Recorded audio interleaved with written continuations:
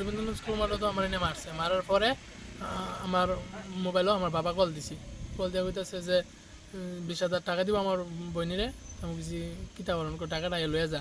তো এটা হেরা শুনছে, শূন্য সাইরা একটা লোক দিয়া আমার পাঠাইছি, পাঠানে আমি এই সুযোগে দৌড়ে আয়া থানাত আয়া হেরার নামে মামলা। ঘটনার সময় ঘটনা হয়েছে নাকি, ফোন করছিল নাকি? হ্যাঁ হ্যাঁ, আমার যে সময় মারতেছে ওই সময় ফোন দিছি, ফোনের ভিতরে তার ওই ফোনটা ধরছে, দুইটা কথা কো কিতা কো, ওরা কইছে যে টাকাটা বিশাল বড় এমন দোকানও আছে এনে অনেক লেগে।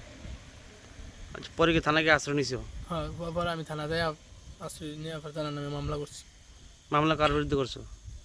রাজু, জয়নাল, আকাশ, তিনজনের বিরুদ্ধে? হুম। তার বাড়ি কোন জায়গা বলতে পারবে? ওই গনিয়া মারা তিনজনের বাড়ি। 100 জন। আমি বাড়ি থেকে টাকা লয়ে শ্বশুর বাড়িতে গেলাম বলে বিশাল বড় ফল কিনছি। গনিয়া পাড়া আমার একটা বন্ধু আছে, নাম হচ্ছে আকাশ।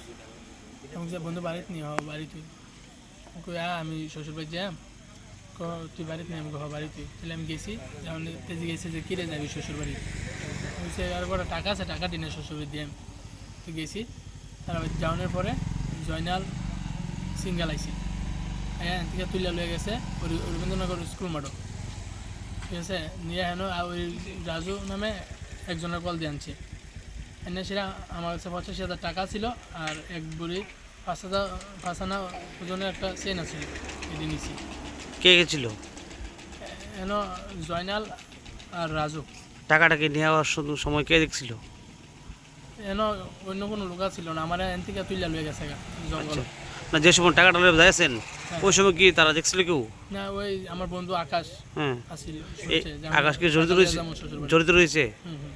তারপর তারপর কি হয়েছে? তারপর আমার অনেক মারধর করছে, এরপরে আমি মধুপুর থানাত কেস করছি, বিশালপুর থানাতেও কেস করছি। এটার মূল নায়ক হয়েছে টিটু আহমেদ, যে গনিয়ামারার। হ্যাঁ, এখন আপনি কি চান? আমি এটা সুস্থ বিচার চাই। আপনার বাড়ি? আমার বাড়ি হরিয়ারদুলা। নাম কি আপনার? রুনি মিয়া।